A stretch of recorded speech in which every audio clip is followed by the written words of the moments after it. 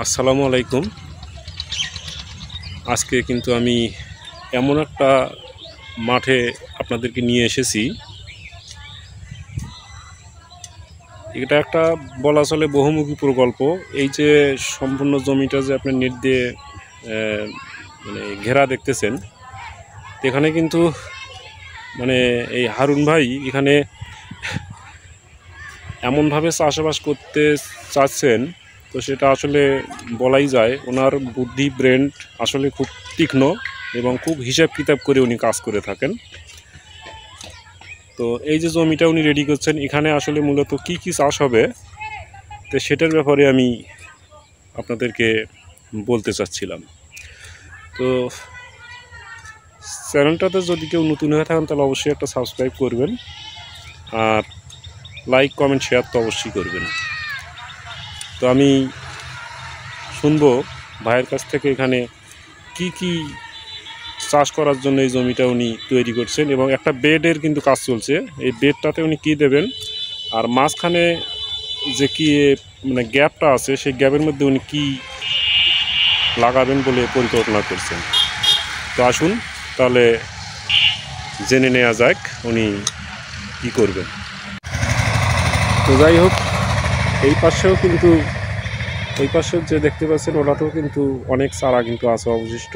উনি মূলত একটা নার্সারির ব্যবসাও করে থাকেন, আর পাশাপাশি এই জমিটাতে কিন্তু উনি এই বিভিন্ন ধরনের সময় অনুযায়ী বিভিন্ন চাষাবাদও করে থাকেন। এর আগে এটাতে স্ট্রবেরি ছিল, আমি স্ট্রবেরির একটা ভিডিও অবশ্যই দিয়েছিলাম। এখন স্ট্রবেরি শেষ হয়ে গিয়েছে, এখন কিন্তু এখানে প্রক্রিয়া চলছে অন্য কিছু লাগানোর জন্য, যাতে আমি ওনার কাছ থেকে জানতে পারলাম যে উনি এখানে তরমুজ লাগাবেন। তো দেখতেই পাচ্ছেন এটা কিন্তু তরমুজের বেড হবে এখানে। আর এই যে এটা কিন্তু একটা বেড, আমার যেখানে পা আছে এখানে একটা বেড, আর এখান থেকে প্রায় 5 হাতের মতো জায়গা ফাঁকা আছে। আর এই পাশে কিন্তু একটা বেড উনি করেছেন, তাহলে মাঝখানে প্রায় 5 হাত গ্যাপ। ওই পাশে একটি বেড, আর এইখানে হবে মাঝ বরাবর, এটা হলো রাস্তা, মাঝ বরাবর এটা হলো রাস্তা। অর্থাৎ এখানে তরমুজের যেখানে গাছ থাকবে, সেই গাছের থেকে বেড থেকে বেডের দূরত্ব 5 হাত পর এখানে একটা মাঝখানে রাস্তা, এখানে 2 হাত 2.5 হাতের মতো হবে। আর এখানে এই পুরো জমিটাই কিন্তু এই রকমভাবেই কিন্তু বেডটা উনি তৈরি করছেন। আর সেই সাথে যেহেতু তরমুজের গাছ হয়তো মাচায় উঠতে উঠতে হয়তো 35-40 দিন সময় লাগবে, তো এই যে গ্যাপ, এই যে মাঝখানে যে বেডের ফাঁকা অংশটা, এই ফাঁকা অংশটাতে কিন্তু উনি অন্য কিছু করে নেবেন এই সময়ে, যেন যেহেতু সময়টা এই জায়গাটা গ্যাপ যাবে, এই কারণে কিন্তু উনি অন্য কিছু করে নেবেন। আমি যেটা জানতে পারলাম যে উনি এখানে মূলা দিয়ে দেবেন। মূলা যেহেতু অল্প দিনের ফসল, তরমুজের গাছ মাচায় উঠতে উঠতে কিন্তু মূলা কিন্তু শেষ হয়ে যাবে।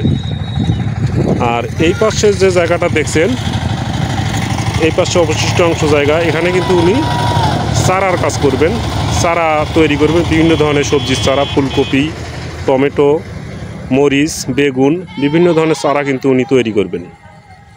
তো সেই সুবাদেই কিন্তু আসা।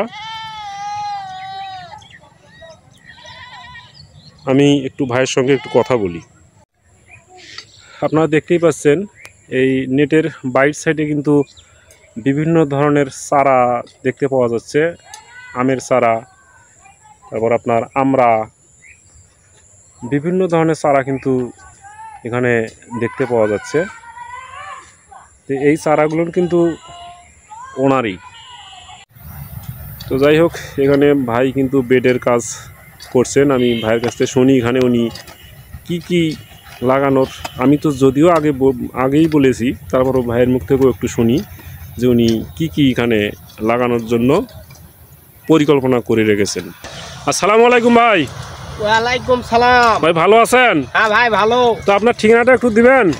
ও ভাই আমার ঠিকানা এই কেশাইল বাজার, হ্যাঁ, ভান্ডারপুর, কোলা ইউনিয়ন। কোলা ইউনিয়ন, বদলগাছি থানা। হ্যাঁ, বদলগাছি থানা। আচ্ছা, এই জমিটা আপনি রেডি করতেছেন, এটা কি লাগানোর জন্য প্রস্তুতি ভাই নিচ্ছেন? না তরমুজ লাগানোর জন্য চিন্তা ভাবনা নিছি। এই যে তরমুজের মাঝখানে যে আপনার গ্যাপটা দেখতে পাচ্ছি আমি, এই যে তরমুজের মাঝখানে যে এই যে আপনার এই বেডের মাঝখান থেকে ওই বেডের দূরত্ব কিন্তু 5 হাতের মতো প্রায়। হ্যাঁ হ্যাঁ। তো মাঝখানে কি দেওয়ার প্ল্যান করছেন আপনি? ও ভাই আমি এই নতুন পদ্ধতি লিছি, আপনার এই যে মূলা লাগাবো। মানে যেহেতু তরমুজের গাছ, হ্যাঁ, গাছ মানে মাচায় উঠতে উঠতে 30, 35, 40 দিন সময় লাগবে। হ্যাঁ, এই সময়ের গ্যাপে আপনি এই মূলাটা করে নিতে চাচ্ছেন, যেহেতু স্বল্প মেয়াদি। যদি ভবিষ্যৎ লাগা যায় লটারি। বুঝতে পারছি। তো যাই হোক, আপনার এই প্ল্যান প্রোগ্রামটা আসলে খুব মানে অভাবনীয়।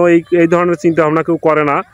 আর পাশাপাশি দেখতেছি মাঝখানে কিছু এক্সেস জায়গা আছে, ওটাতে কি করতে চাচ্ছেন? ভাই ওটা আমার এই যে ব্যবসা ভাই, নেট হাউসের ব্যবসা, কোকোপিট। হ্যাঁ হ্যাঁ, এই কোকোপিটের চারা তৈরি করবো ভাই। মানে কোকোপিটের চারা আপনি কি কি ধরনের চারা? মানে আমাদের এই সবজির চারা সব ধরনেরই আছে, মানে ফুলকপি, মরিচ, লাউ, বেগুন, টমেটো, যত ধরনের সবজি আছে। সবজির চারা সব। তাহলে সবজির চারাগুলো নিয়মিত এখানে পাওয়া যাবে না? যাবে। আপনি তো এবারে যে ডিজি 1717 নামের একটা চারা করেছেন, ডিজি 1717, এইবারই তো নতুন দিয়েছেন। হ্যাঁ, এবারে নতুন দিছি। মানে তাহলে এই চারাটা কি সবসময় পাওয়া যাবে এখানে? হ্যাঁ, যাবে। তো ভাই আপনারা শুনলেন, যারা ডিজি 1717 ব্যাপারে শুনেছেন তারা অবশ্যই, ওনার নাম কিন্তু হারুন ভাই। হ্যাঁ, অনেকেই চেনে, বদলগাছি যে কোনো কাউকে বললেও কিন্তু ওনার নাম বললেই কিন্তু চেনে। তো এই ডিজি 1717 চারা এবং উইনার কপির চারাও কিন্তু এখানে অ্যাভেলেবেল পাওয়া যাবে এই সিজনের সময়। গতবার উনি করেছিলেন, এবারও ইনশাল্লাহ পাওয়া যাবে। তো ঠিক আছে ভাই, আপনারা যারা চ্যানেলটা দেখবেন তারা অবশ্যই তো সাবস্ক্রাইব করে রাখবেন। ওকে, আসসালামু আলাইকুম।